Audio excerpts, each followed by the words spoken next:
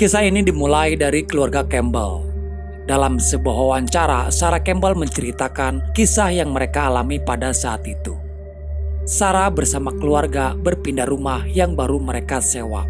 Rumah tersebut sangat mereka butuhkan. Selain sewa rumah yang murah, rumah itu juga dekat dengan rumah sakit. Diketahui anak pertama Sarah, yaitu Matty, terjangkit penyakit yang mematikan, yaitu kanker. Dari waktu ke waktu, kondisi Matty perlahan mulai memburuk.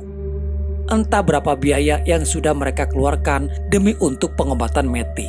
Sarah bersama Peter suaminya berusaha keras mendapatkan uang untuk mencukupi biaya pengobatan Matty. Dari informasi yang Sarah dapatkan di hari itu juga, dia mendatangi rumah tersebut. Dan beruntungnya pada saat itu, dia bertemu langsung dengan sang pemilik rumah. Sarah lalu menanyakan berapa untuk sewa rumahnya. Tak pernah Sarah duga ternyata sang pemilik rumah begitu sangat baik, guys. Dia menggratiskan 1 bulan pertama jika Sarah ingin menyewa rumahnya. Dan percayalah guys, setiap kesulitan yang kita alami pasti akan ada satu sisi kemudahan yang kita dapatkan. Rumah besar dan mendekati sempurna untuk keluarga Sarah tempati. Sang pemilik rumah memberitahukan kalau rumah ini mempunyai nilai sejarah tersendiri. Sarah tidak mau tahu soal apa yang dulu pernah terjadi di rumah ini, karena baginya itu bukan urusan Sarah. Yang terpenting rumahnya nyaman dan juga aman. Terus terang rumah dia terdahulu cukup jauh jaraknya dari rumah sakit yang sekarang Matt berobat di sana. Apalagi setelah ia melihat Matt kesakitan. Sarah takut kalau perjalanan jauh untuk kembali pulang malah akan membuat kondisi Matt semakin memburuk. Setelah menghubungi Peter dan memberitahukan soal sewa rumah itu, Sarah memutuskan untuk langsung menempati rumahnya. Dia dibantu oleh si pemilik rumah memasangkan kasur untuk Sarah dan Matt menginap di sana. Dan untuk kali pertama, Matt bersama Sarah tinggal di rumah itu. Baru saja 1 malam mereka menginap, penampakan mulai terlihat. Di sini Matt sendiri belum sadar kalau ada sesosok arwah sedang memperhatikan dirinya. Tak sampai di situ saja, pada saat tengah malam Matt terbangun karena mendengar seperti ada suara orang sedang berjalan kaki. Lantai rumah yang semuanya dialasi kayu akan terdengar ketika ada seseorang berjalan kaki. Suara langkah itu masih saja terus terdengar dan mengarahkan Matt menuju ke sebuah ruangan bawah tanah. Matt sendiri baru menempati rumah ini, jadi dia tidak tahu pasti ada ruangan apa saja yang ada di dalam rumah. Sebuah ruangan yang cukup besar, di mana di sana juga terlihat ada ruangan lain tapi masih ditutupi pintu-pintu kaca. Matt terbangun di pagi hari. Apa yang terjadi semalam ternyata hanyalah sebuah mimpi buruk saja. Matt menelusuri semua ruangan yang ada di sana. Dia kembali ke ruangan di mana dia pernah bermimpi berada di sini. Matt berkata kepada ibunya kalau dia ingin menjadikan ruangan ini sebagai kamarnya. Ada ketertarikan Matt terhadap ruangan ini. Di sana juga ada ruangan lainnya, namun ruangan tersebut masih terkunci. Dan kaca pintu itu tak bisa ditembus untuk melihat ke area yang ada di dalam kamar tersebut. Tak lama datanglah adik-adiknya yaitu Wendy, Billy, Mary bersama ayahnya. Rumah itu banyak kamar kosong, jadi mereka sudah mendapatkan jatah untuk kamar mereka masing-masing. And Mary, perfect room for you. Closet. Disinilah awal mula keanehan-keanehan sering terjadi, guys. Terutama kepada Matt yang selalu melihat ada hal-hal aneh di dalam rumah. Selain daripada itu, Matt juga selalu bermimpi seperti diperlihatkan kepada kejadian yang dulu pernah terjadi, tepatnya di ruangan pintu kaca itu. Matty melihat seorang anak laki-laki bersama seorang pria, di mana si pria tua menuliskan sesuatu di sekujur mayat manusia menggunakan sebilah pisau. Lalu dia juga memotong kelopak mata dari si mayat. Matty langsung terbangun. Dia menjadi curiga sekaligus penasaran dengan ruangan tersebut. Anehnya saat Matt akan membuka kembali pintunya, tiba-tiba gagang pintu terasa panas hingga tangan Matt pun mengalami luka bakar. Di malam berikutnya Matt masih mengalami mimpi itu. dia seperti mendapatkan petunjuk dan akhirnya Matt berhasil membuka pintu ruangan itu. Seperti sebuah ruangan praktek untuk membedah pasien, beserta alat medis yang biasa digunakan oleh dokter. Peter dan Billy yang memasuki ke ruangan itu pun cukup terkejut karena ada ruangan seperti ini di dalam rumah. Peter menjadi curiga. Dia tahu alasan kenapa si pemilik rumah memberikan harga murah untuk menyewa rumah ini. Peter mencoba menanyakan beberapa hal kepada Sarah. Namun Sarah sendiri tidak tahu apa-apa soal apa yang ada di dalam rumah ini. Bukan fokus utama mereka untuk mengungkap apa yang ada di dalam rumah. Yang terpenting sekarang adalah bagaimana cara untuk kesembuhan Matty. Dalam setiap kesempatan, bayang-bayang itu terus saja menghantui Matty.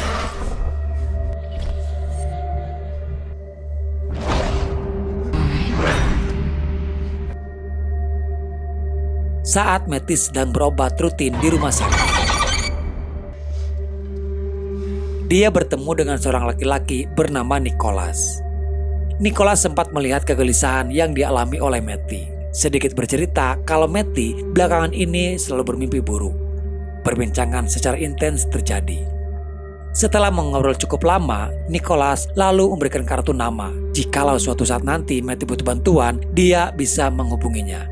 Diketahui juga kalau Nicholas ini adalah seorang pendeta. Teror dari arwah gentayangan tak hanya terjadi kepada Matt.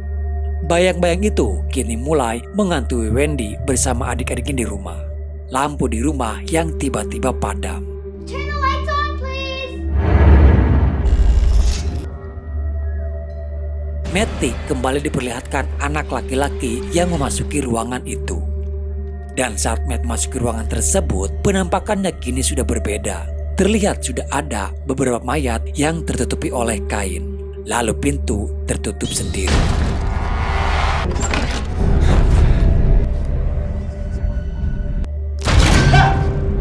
Mayat-mayat yang tadi terbaring kini bangkit dan mengelilingi dirinya. Tapi pada kenyataannya, di sana tidak ada apa-apa, guys. Dari waktu ke waktu penampakan sesosok makhluk mengerikan sering menampakkan dirinya kepada Matty. Hingga pada suatu malam saat Matt sedang tertidur lelap, roh gentayangan itu kini merasuki ke dalam tubuh Matty. Matt merasa dirinya kini lebih baik dan terlihat berbeda, tidak seperti biasanya. Mungkin karena efek dari roh gentayangan yang kini ada di dalam tubuh Matty. Billy bersama Mary mengajak Wendy untuk bermain petak umpet. Di sini mereka semuanya belum tersadar kalau ada entitas jahat sedang mengincar mereka. Billy bersembunyi di sebuah tempat, sedangkan Mary bersembunyi di gudang lantai atas. Terlihat dari arah belakang, sesosok hitam perlahan mendekati Billy. Sementara Mary, salah satu kakinya terprosok di dalam gudang itu. Wendy dan Matt yang mendengar suara teriakan Billy. Billy begitu sangat ketakutan berada di dalam sana. Tak lama kemudian, terdengar suara teriakan Mary meminta tolong. Tak pernah mereka duga sebelumnya, justru di bekas injakan Mary, Matt menemukan sebuah kotak kayu. Di dalam kotak itu terdapati beberapa foto keluarga dan ada kotak kecil lainnya di mana isinya adalah kelopak mata manusia.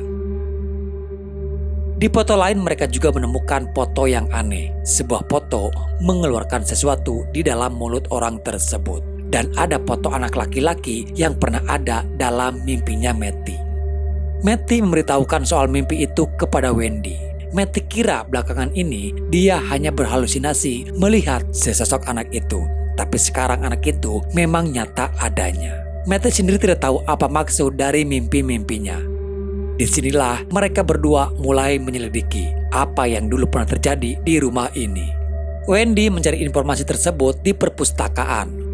Setelah beberapa lama melakukan pencarian, akhirnya mereka menemukan berita dari sebuah koran yang diterbitkan pada zaman itu. Ramsey Eichmann adalah seorang dokter yang senang melakukan penelitian sesosok arwah gentayangan.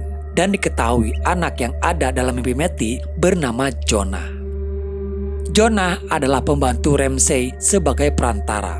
Ramsay melakukan ritual pemanggilan arwah dan Jonah sebagai medianya.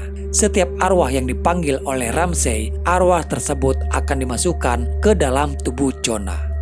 Ritual tersebut berhasil dilakukan dan Ramsay benar-benar mampu memanggil roh tersebut. Hingga pada akhirnya Ramsay membuka jasa pemanggilan arwah bagi orang-orang yang sudah meninggal. Tak hanya melakukan pemanggilan arwah, Ramsay juga membuat sebuah zat agar roh itu benar-benar bisa terlihat oleh manusia. Zat itu bernama ektoplasma. Penampakan dari ektoplasma seperti yang ada di dalam foto itu. Jadi kesimpulannya guys, di rumah ini adalah rumah bekas praktek pemanggilan arwah yang dilakukan oleh Ramsay bersama Jonah. Jasa pemanggilan arwah menjadi sangat terkenal dan mengundang banyak orang berdatangan hanya untuk melakukan pemanggilan arwah. Beberapa kejanggalan terjadi ketika 4 pengunjung Ramsay ditemukan tewas. Kematian yang tidak jelas, sebagian beranggapan kalau orang itu tewas karena dibunuh oleh Ramsay sendiri. Dan setelah tragedi itu, Ramsay bersama Jonah pun menghilang tanpa jejak. 30 tahun kemudian, saat ada konstruksi pembangunan yang mengharuskan merelokasi tempat pemakaman umum. Dari 100 kuburan tua yang dibongkar, mereka hanya menemukan peti-peti itu berisikan sebuah karung-karung pasir. Seseorang telah mencuri mayat-mayat orang yang sudah mati. Matt curiga kalau mayat-mayat itu dicuri oleh Ramsay. Matt lalu menghubungi Nicholas memberitahu apa yang mereka temukan. Nicholas sendiri pernah melihat yang seperti ini, tapi pada saat dia berada di Paris. Setelah melihat potongan kelopak mata itu, Nicholas pun akhirnya tahu kalau yang dilakukan oleh Ramsay adalah ilmu sihir yang menjijikan. Sebuah sihir untuk mengendalikan para arwah gentayangan melalui mayat manusia. Alasan kenapa harus memotong kelopak matanya adalah umumnya orang mati akan menutup kedua matanya. Dengan memotong kelopak mata, mayat itu masih bisa melihat. Lalu, dengan kekuatan dari sihir akan membuat arwah orang mati itu tidak bisa keluar dan terpenjara di dalam mayatnya sendiri. Jadi intinya Ramsay memanfaatkan jiwa orang mati untuk dia peralat. Tidak ada yang bisa mereka lakukan sekarang selain mendoakan arwah-arwah itu. Nicholas memimpin doa mengajak Matt dan Wendy berdoa bersama. Namun lagi-lagi setiap Matt memanjatkan doa, dia selalu diperlihatkan kepada kejadian di masa lalu.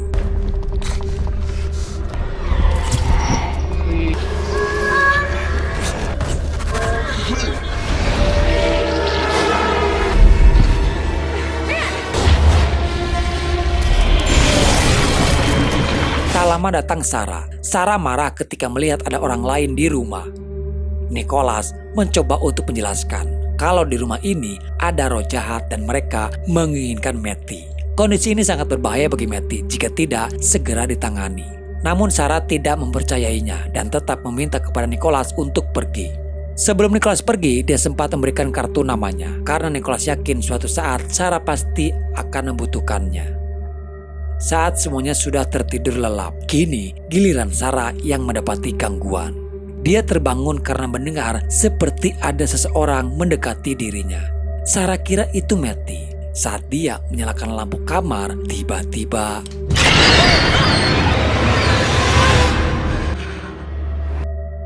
gangguan itu semakin nyata dan kini mengganggu kepada mereka semuanya.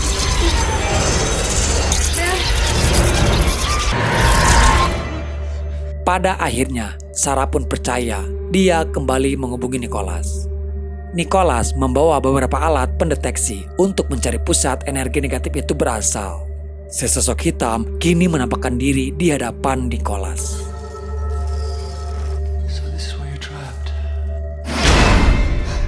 Ruangan yang mulai berguncang hebat. Nicholas tahu apa yang harus dia lakukan. Untuk menghentikan gangguan dari roh gentayangan, dia harus menemukan bekas tubuh si roh gentayangan itu. Berkat dari alat tersebut, Nicholas mampu menemukan di mana keberadaannya. Di sebuah tempat tungku pembakaran, Nicholas mulai mengambil abu dari roh gentayangannya. Sementara di lain sisi, Sarah bersama Matty. Sarah tidak sadar kalau sosok itu kini mendekati mereka.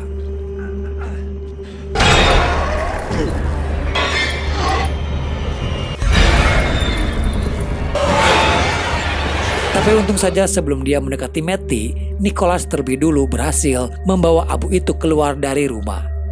Dan untuk sementara, keadaan kembali menjadi tenang. Nicholas yakin kini roh jahat itu tidak akan mengganggu mereka lagi. Namun tak lama kemudian, Matty yang kini berubah. Tubuhnya sudah dipenuhi oleh tulisan-tulisan. Matty begitu sangat ketakutan karena tulisan itu muncul dengan sendirinya. Sarah lalu membawa Matty ke rumah sakit. Sementara Nicholas masih dalam perjalanan. Dia hampir saja kecelakaan karena dikejutkan oleh arwah itu mengikuti dirinya. Si arwah yang bersama Nicholas memperlihatkan kepadanya apa yang dulu pernah terjadi di rumah tersebut. Di rumah sakit, Matty kembali didatangi oleh si arwah gentayangan. Apa yang diperlihatkan kepada Matty dan Nicholas seperti sebuah petunjuk. Dan terungkaplah fakta pada waktu tragedi itu. Ternyata Ramsey tewas terbakar bersama orang-orang di sana. Para roh murka kepada ritual yang dilakukan oleh Ramsey. Karena dengan si Ramsey menjadikan roh-roh itu terpenjara. Hingga pada akhirnya roh yang ditarik Ramsey menyerang balik kepada Ramsey sendiri. Di detik-detik kematiannya, Ramsey menyuruh Jonah untuk segera pergi. Namun sayang, semuanya sudah terlambat. Jonah pun terjebak di rumah tersebut.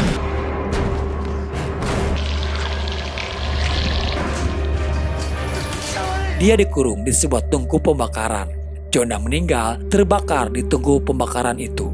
Dan di sini akhirnya Nicholas bersama Matty pun baru sadar kalau ternyata sesosok yang kini ada di hadapannya adalah arwahnya Jonah. Justru dengan Jonah menampakkan diri, dia sebenarnya meminta bantuan kepada Matty dan Nicholas untuk melepaskan para arwah gentayangan yang terjebak di rumah tersebut. Nicholas salah membawa Jonah keluar dari rumah itu. Justru yang jahat bukanlah arwahnya Jonah, tapi ada iblis lain yang masih berada di sana. Nicholas bergegas menghubungi keluarga Sarah, meminta mereka untuk segera pergi dari rumah itu. Sayangnya telepon rumah tidak ada yang menjawab. Serangan dari roh jahat mulai menyerang kepada Wendy di kamar mandi.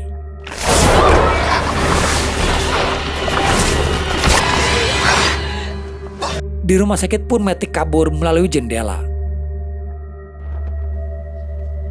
Wendy sempat ketakutan ketika melihat Matty datang membawa kapak. Ternyata Matty bukan ingin menyakiti Wendy. Justru dia datang untuk membongkar tembok itu, di mana di dalam tembok terdapati banyak mayat-mayat yang disembunyikan di sana.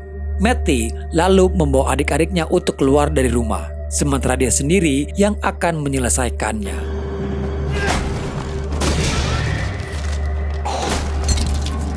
Tak pernah diduga sebelumnya, Ramsey menyembunyikan para mayat di tembok-tembok rumah. Matt melepaskan arwah-arwah itu yang terpenjara.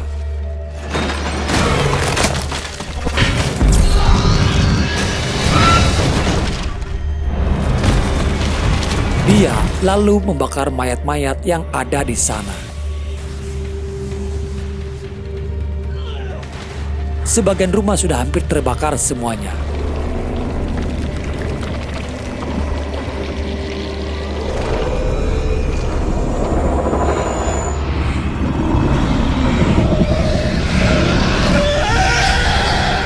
Walaupun para polisi menahan Sarah untuk tidak masuk ke dalam rumah, namun dia nekat demi untuk menyelamatkan Matty.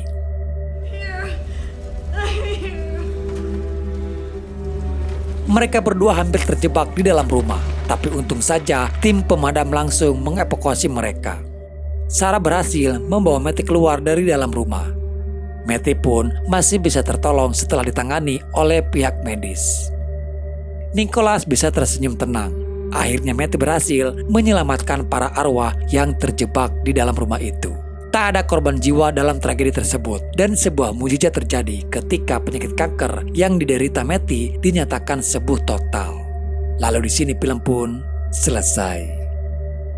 Oke guys, jadi itulah alur cerita dalam filmnya. Himbauan dari admin ya, apapun cerita dalam film ini, semuanya hanyalah sebuah film. Walaupun ini diangkat dari kisah nyata, tapi tidak semua dalam cerita ini nyata terjadi. Tidak ada roh orang meninggal berkeliaran di alam dunia, apalagi sampai terjebak. Kalaupun ada, sudah bisa dipastikan itu hanya tipu daya dari setan. Oke guys, mungkin sampai di sini dulu ya ceritanya. Semoga apa yang ingin disampaikan bisa menghibur dan menemani waktu luang kalian. Sampai jumpa di video selanjutnya. Salam dari admin dan bye-bye.